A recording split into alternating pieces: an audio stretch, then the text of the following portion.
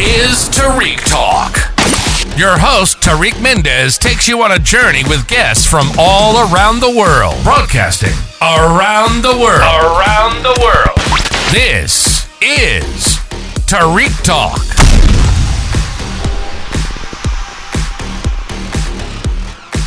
Guys, sitting here with Lauren at booth 86. Lauren, how are you? I'm good. How are you doing today? Awesome. Thank you so much for being on the podcast. Can you just tell us your Instagram name to start with? Yes, my Instagram name is Carmela Design. So it's CARMELA_DESIGNS. Awesome. Thank you so much for being on the podcast today. And can you tell us a little bit about the artwork you're exhibiting in your booth? Of course. So my style of work is mostly simple, timeless. I really focus on using a color palette that's a little bit more muted, classic. I'm really more drawn to kind of a simpler life. A lot of my work is still life-based and nature-based. I get a lot of my inspiration from, I would say, the East Coast. Even though I'm based on the West Coast, I'm personally more drawn to East Coast vibes. Yeah. And so my work, I feel like, reflects kind of those characteristics. You know, the thing that caught my attention about your work, it takes me like to the countryside in Italy. Like, it's so peaceful and inviting and chill. It really doesn't overstimulate the viewer. It makes you relax and pay attention to details. How do you come up with the ideas for your work? Is it organic? Do you keep a sketchbook? I feel like I have a few different processes. I definitely enjoy traveling and I use a film camera these days now. That's so cool. It kind of helps you just slow down and kind of think about the composition more, and that kind of then relates to how I then paint a piece too. Yeah. So I have kind of a catalog of film I've taken. I do sketch when I travel at times, and then there's also just kind of those moments in life that just happen. I'll get a quick photo on my phone of maybe I saw a flower at a Trader Joe's or something like that. And then just a lot of my work, I feel reflects me personally and what I would want to surround myself with. So I just kind of even use my own home. I'm if I had a piece I needed, what would it look like? Maybe how would someone else relate to that piece? Oh, that's amazing. Yeah. And do you think being from the West Coast, as you previously said, do you think that influences your work?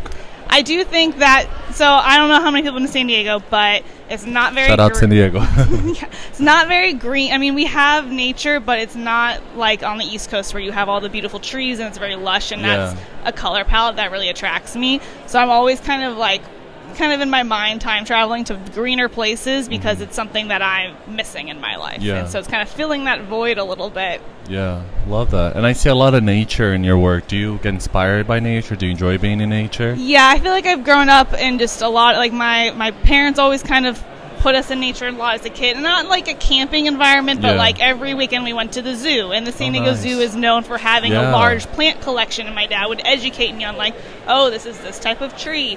And he has a garden to this day where I also get a lot of my inspiration from. I'll go into his garden and pick fruit, and I'll make my own still life composition with his oranges that he has every December.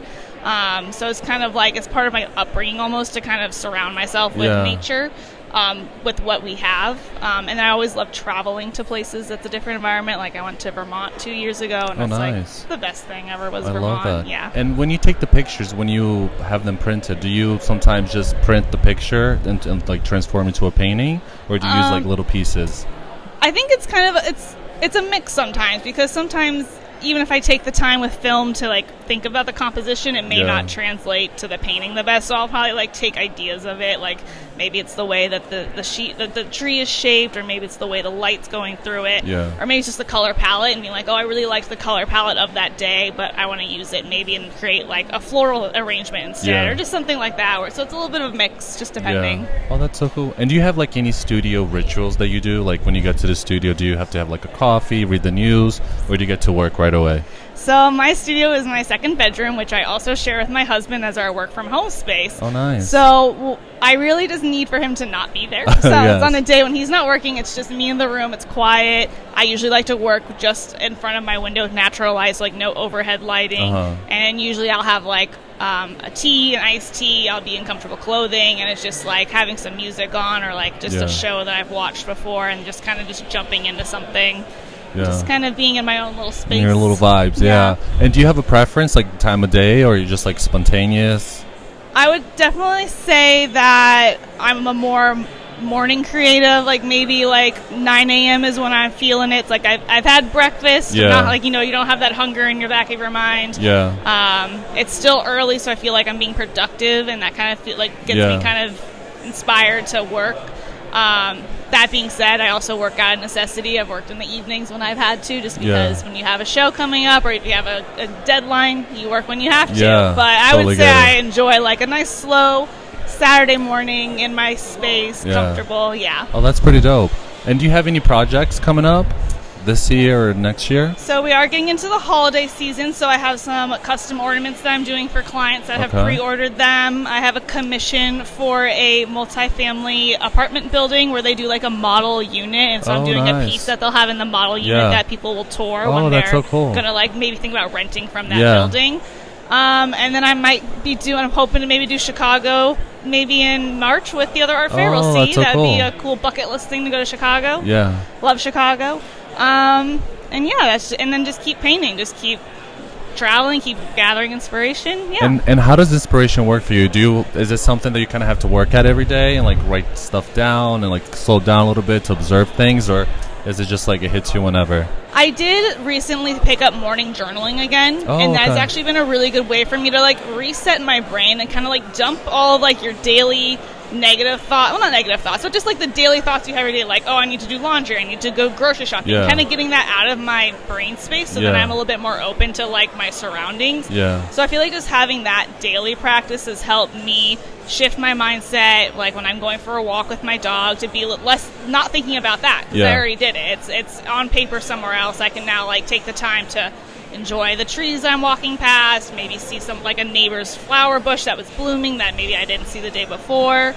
And so I think that practice has really helped me just, I guess, practice being more aware of my environments. Oh, I love that. And do you have any idea for do you have any advice for like future artists that want to get into art? I would say just keep painting. Just keep painting? Try new things. Like I say that I'm self-taught. I did go to school for interior design, but I think they're, in the sense that they're both creative is how they relate, but they're very different.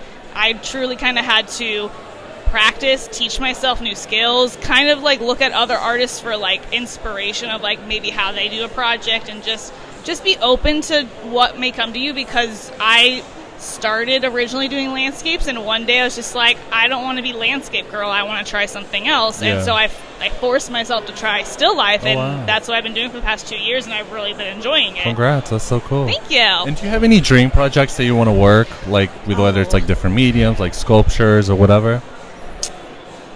I don't necessarily know about different mediums. I think it'd be really fun to collaborate with a company on something, like either like putting my work on like a textile pattern, even like a tile pattern I think would be really cool. Maybe working with a muralist to like kind of collaborate on an idea together, and just kind of keep exploring like different applications of my artwork. Oh, that's so cool. Congratulations. Well, Laura, it was a pleasure meeting you. Congratulations on an awesome booth. Everybody, please go follow her on Instagram. Can you plug in your Instagram one more time for everybody? Of course. It's Carmela Designs. It's CARMELA_DESIGNS. Perfect. Thank you so much, Ambassador Laura. Thank you for listening to Tarik Talk. Follow Tarik Talk on all social media channels and check out the video interviews online.